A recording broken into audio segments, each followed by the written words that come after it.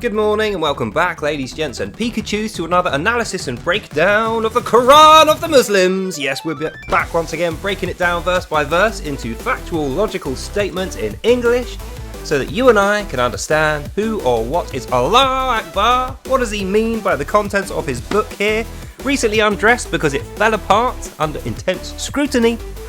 And more importantly for us, how does this affect us as non-believers in our lives today? So before I start, as I always do, I'm going to tell you now, please first buy and read one of these, an Arabic-only Quran, if you have any questions or doubts over my factual accuracy. And having done so, you'll recognise that everything I'm about to say to you from these notes here is 100% true and accurate of the words of Allah and what Islam believes today.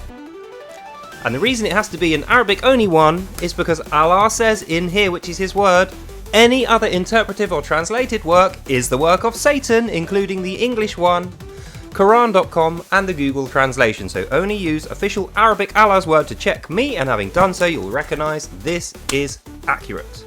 So, with that in mind, let's carry on where we left off yesterday. And where we left off yesterday was we were continuing our read of Al-Nisa, the Book of Women and Children. We got past the jihad bit, we got into the punishment which is going to be levelled on the infidels, and this includes any of the Muslim children should they dare not do the jihad, any of Allah's instructions, or turn to Satan. And we found out that Allah and Satan are like stuck together with glue, so one side is Allah, the other side is Satan. And we knew this because they describe using similar tactics, pretty much the same tactics, in order to guide or misguide people. And also Allah dropped a clanger by saying, when you're in hell being burnt to death forever, all you will find is Allah. And I think he actually meant to say Satan, which would have backed up his previous claims, but he didn't, he said Allah, so that's what we're going to go with. Allah is the one who is in hell, waiting to punish the infidels. So, with that in mind, let's carry on. 127. And others will ask you things regarding the treatment of the weaklings and the women. You will say, Allah will guide you concerning them, with what he said before about orphan women that you collected, how to treat them fairly, and in doing so you shall be seen as doing good deeds, for Allah is all mercy. End of verse. So, when he says others, he's saying other Muslims, because remember, this is mother teaching the child how to be a Muslim, and 2 episodes ago he was told he's actually just as good or sometimes better than the current jihadi adults out in Europe and in the West, stealth positioning, waiting to spring the gates. So when we are talking about others, we're talking to the child about other children and possibly other Muslims. And that's why if we break it down when it says, and others will ask you things regarding this treatment of weaklings and the women, i.e., you know, the ones who are being led by Satan, who are probably going to be apostates and end up burning in hell with the other infidels along with Allah, who should have been Satan, but he didn't say that, he said Allah.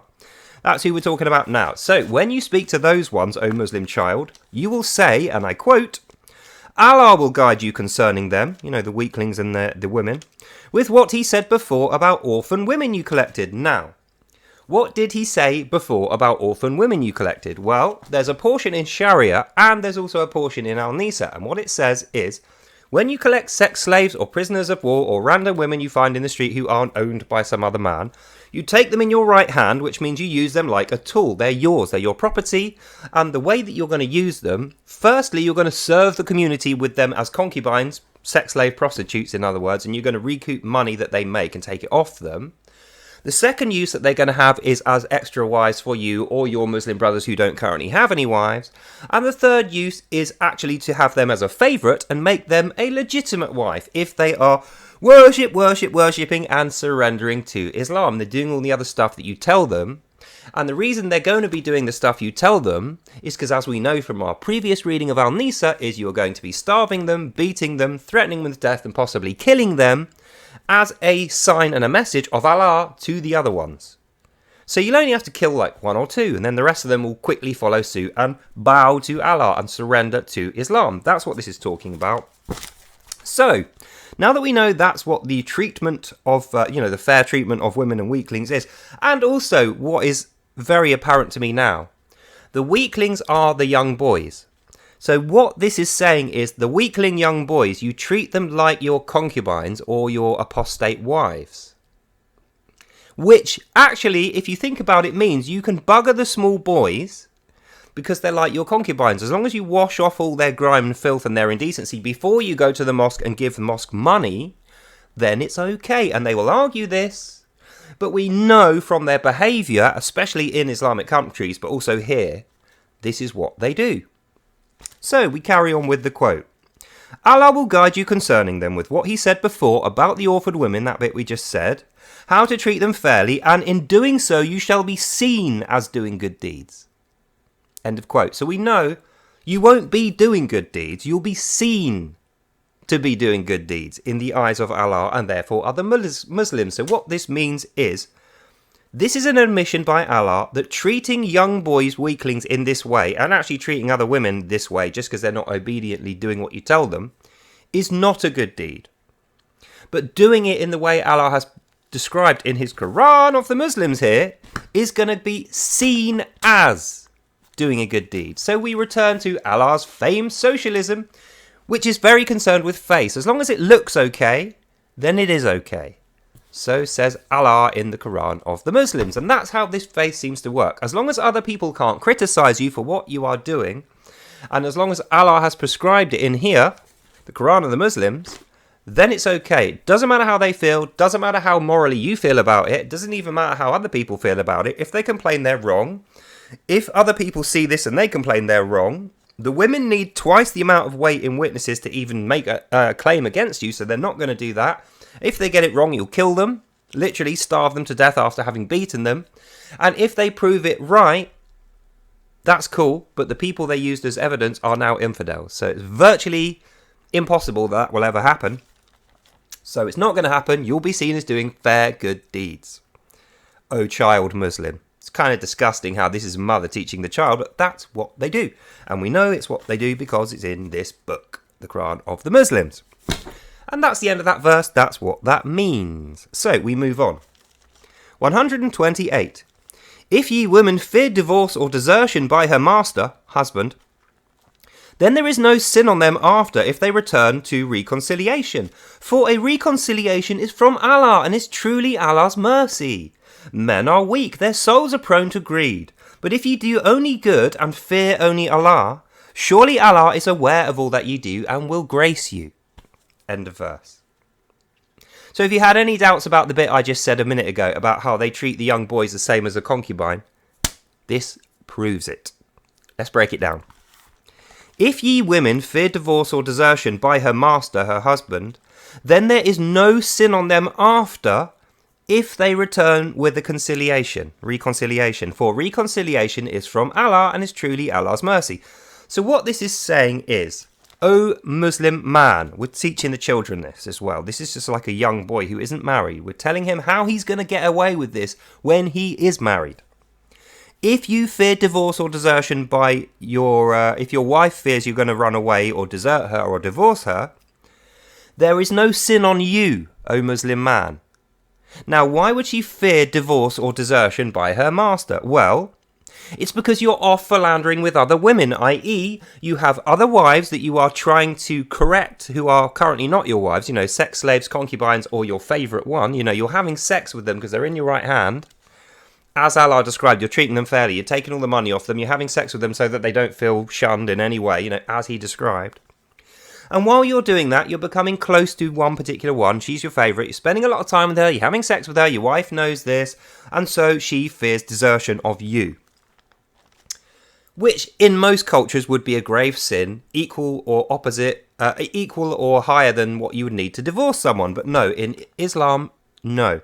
In Islam, the woman is not allowed to make those accusations of you without twice the weight in men as witnesses. So you've got the husband, you've got the concubine.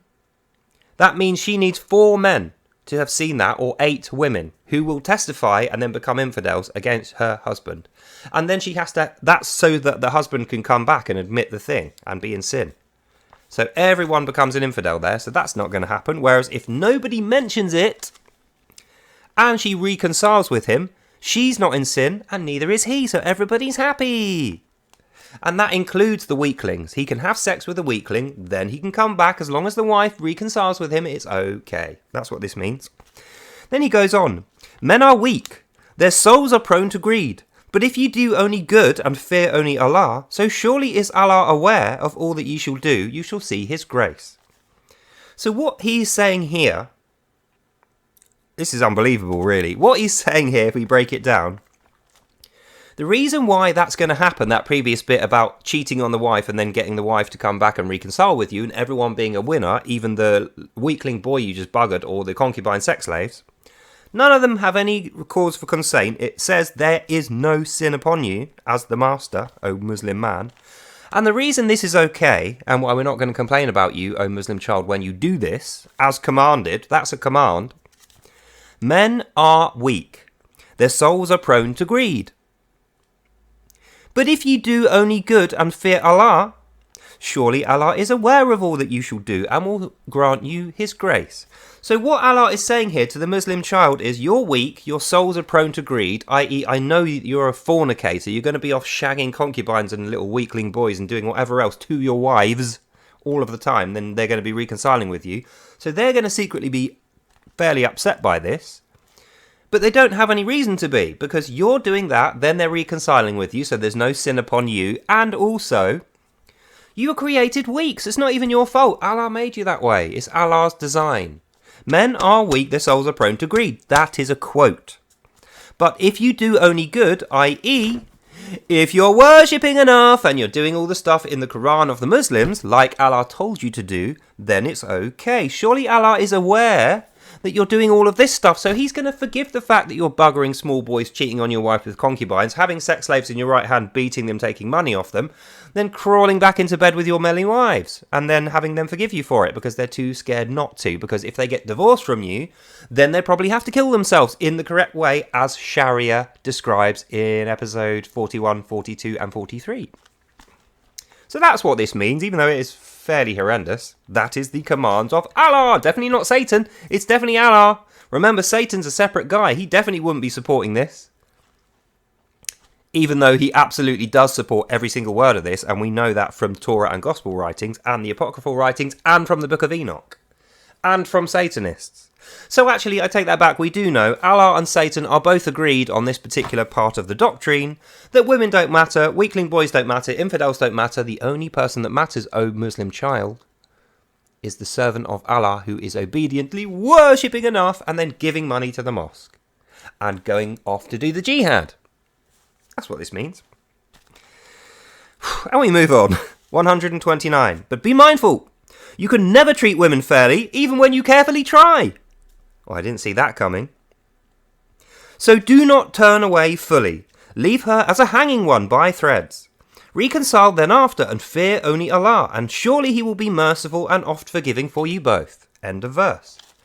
Oh, that was a serious screeching left turn there, wasn't it? I didn't see that coming. So after the bit about you can mistreat young boys and women the same, and then your wife has to forgive you, otherwise she needs to find twice the weight of witnesses, which she will not find, and then they will become infidels, and so does she, so she's not going to do it. After having described that whole mess, now we're being told, be mindful. Remember, keep this part in mind. Be mindful means this is the part you want to keep in mind, O Muslim child. This is the important bit. And I quote, you can never treat women fairly. Even when you carefully try, it's impossible. Women will not allow you to treat them fairly, and you will be unable to treat them fairly because, as we knew from 129, men are created weak, and their souls are prone to greed. And Allah allows them to be weak and greedy, and prone to all kinds of fornication as sin, so long as they wash it off with water or sand, and they pay the mosque, and they obey only Allah. Then it's okay. So, when we recap with 129, be mindful, keep it in mind at all times, this is important. You can never treat women fairly even when you carefully try, so do not turn fully away.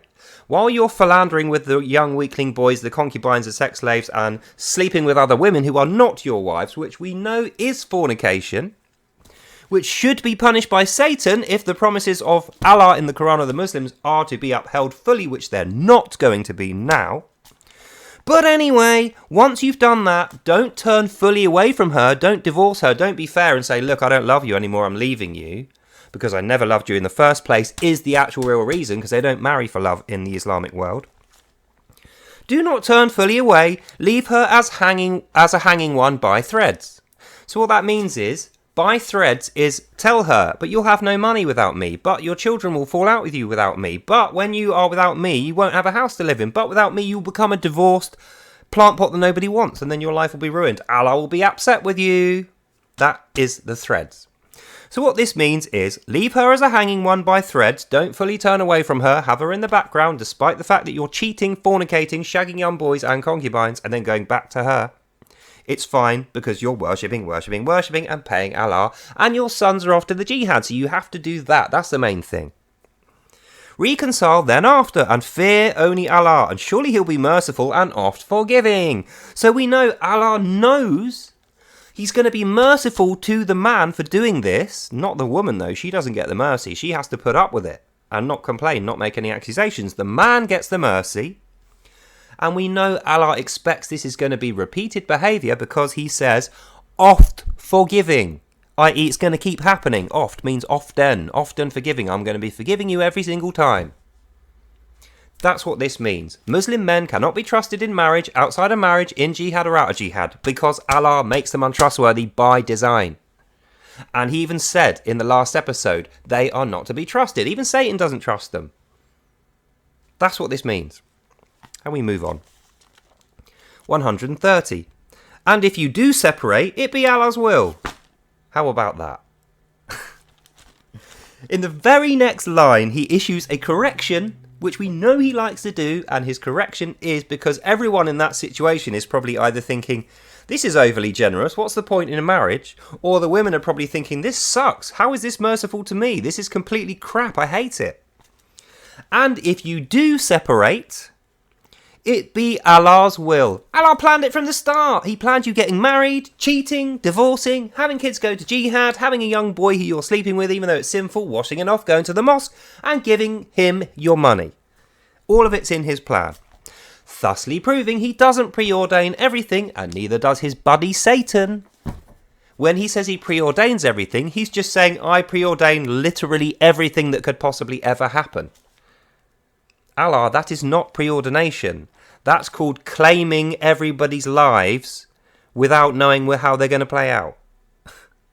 Idiot. I was going to call you over, but I don't want to even look at you. You disgust me, Allah. You pig. Anyway, let's carry on. So that's what that means. Then he finishes off by saying, in 130, if you do separate, it be Allah's will, He will make you both rich of His bounty anyway, because Allah is wise and all-encompassing of every path and life. End of verse. So it proves it. Isn't that what I just said to you? He is doing the oneness thing that Satan also does, proving once again that Allah and Satan are one.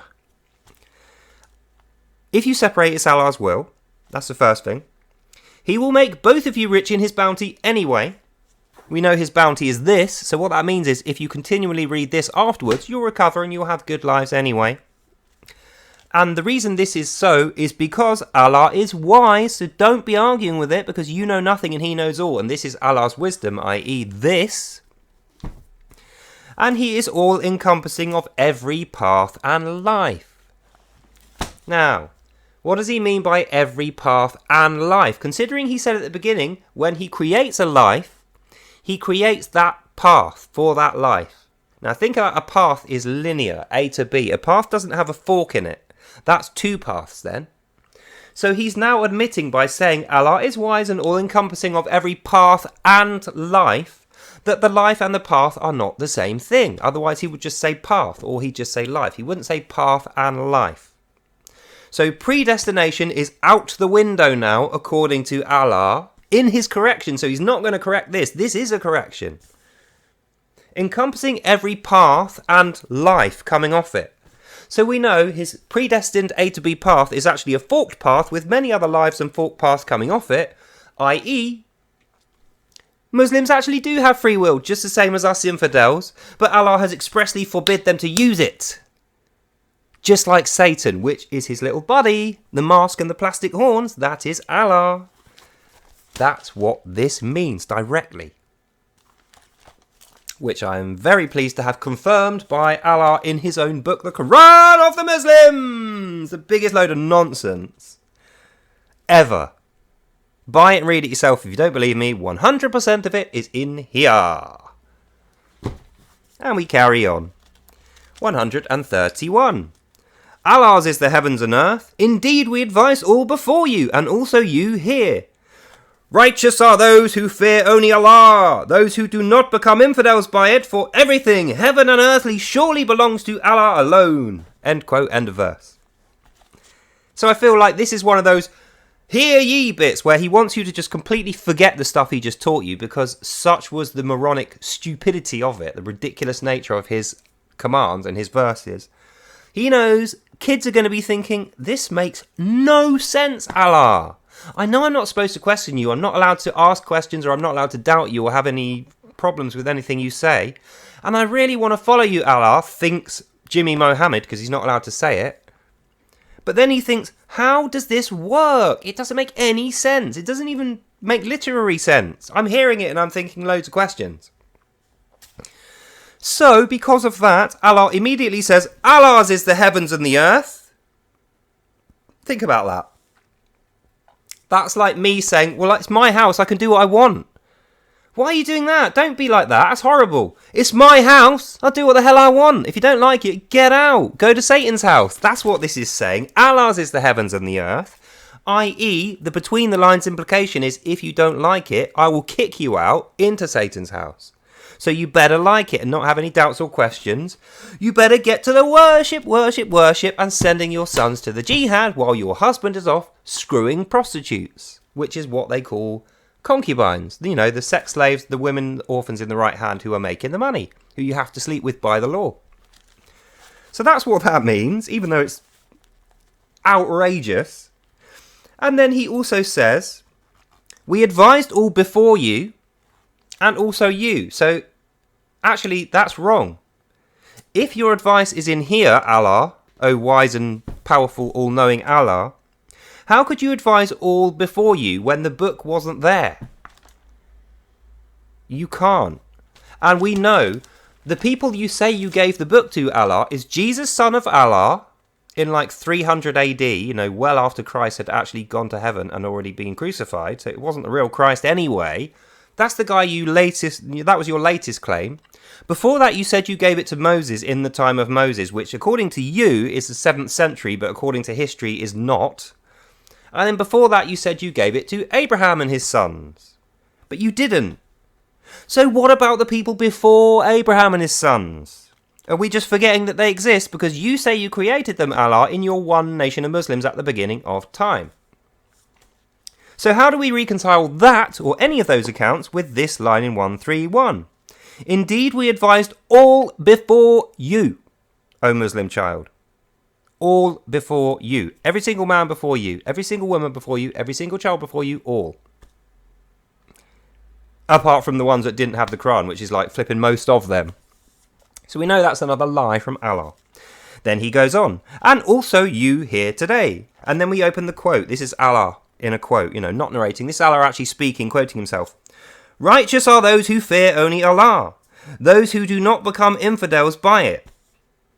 So he's saying, even though you still have those questions and doubts in your head from the last bit that you're not allowed to speak, righteous are those who fear Allah. You know, I'm going to kick you out my house if you don't fear me, and I'll give you to Satan. So don't have those questions and doubts. Shush your mind. Obediently, blindly follow this and me, who is Allah in the book. That's what that means. And then he said, those who do not become infidels by it. So now, infidels is not just skanky, greedy Satan Jews, evil rabble shepherd, hypocrite Christians, polytheists, idol worshippers, pagans, Buddhists, Hindus, atheists, agnostics, everyone else. Now it's also Muslims who don't do this properly and this properly. So it's like most of them as well.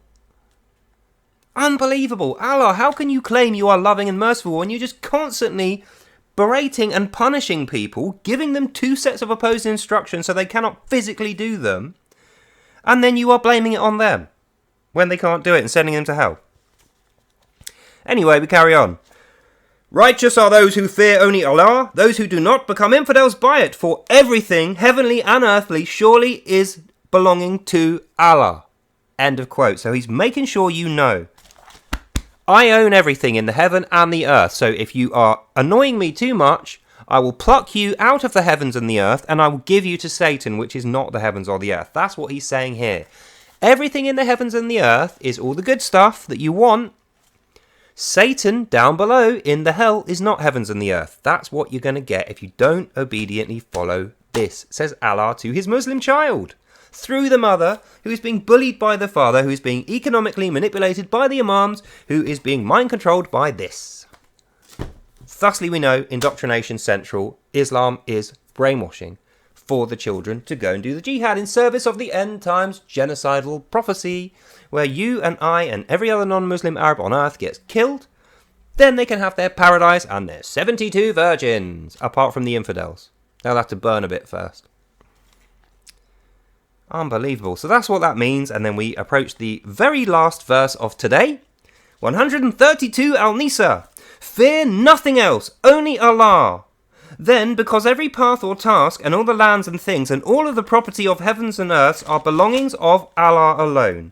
Allah is the guardian you need and have. Allah is sufficient guardian for everyone. End of verse, end of reading. So, fear nothing else, i.e. when you're going into the jihad, don't fear death. When you're in arguments with people and they have logical, factual arguments and evidence, don't fear that. When you have to lie and swindle and trick and deceive and scheme to cover it up, don't fear that. When you're sleeping with young weakling boys and then you're forgiving yourself with your wife when she's reconciling with you, don't fear that. When people are talking about you and insulting you for your fornication and your bad behaviour, don't fear that. Fear nothing else apart from not doing this. That's the only sin that matters in Islam, is not doing this. That's the only one you'll not get forgiven for. So says both Allah and Satan. So that's what that means. And then he finishes off by saying, all the lands of the things, every path and task, are all the property of the heavens and earth, are all belongings of Allah. Allah is all the guardian you need and have, and is sufficient guardian for everyone. So what he's saying there to the Muslim child is, even though you've got doubts and questions, which I'm not allowing you to say, you have to blindly follow and obediently do every single thing I've told you in service of you going out to the jihad, having lots of sons who will also join you in the jihad to kill all the non-believers and to recoup east and west of the bounty of Allah to give back to the Muslims and kill everybody else, even though you don't like it. But I'm telling you, you don't know what you like. You will like it when you do it. You'll make you happy in the end. Just in case you have any doubts at all, everything belongs to Allah. You, your mind, your soul, your path, your family, your future, your aspirations, their aspirations, future, soul, path, family, and everything else. Everything on the heaven and earth, pathways, possessions, properties, lands, food, water, everything belongs to Allah alone. And Allah is the only guardian. So if you upset Allah, not only will you lose everything, and you'll go to hell, you will have no guardian up until you get there, O Muslim child. While you're off fighting the jihad, while you're trying to take hold of these women in your right hand who are whinging and trying to resist you, you will not have Allah and his angels to guard you, and you will be whacked by Satan, and you will turn to apostasy. So that's what he's saying here. Do what you're told, or I'll punish you with Satan. You'll turn to apostasy, then you will burn in evil fire forever. O Muslim child, says the mother. And that is the end of today's video.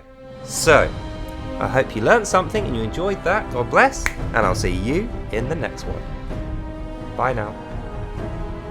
And if you enjoyed that and you would like to hear more about Allah's plan for world domination, meet me back here at 4:15 for more Without Lies, Islam Dies. I won't send you to hell if you don't. In the meantime, have a lovely day. God bless you all, and I'll see you in the next one. Bye now. Bye bye.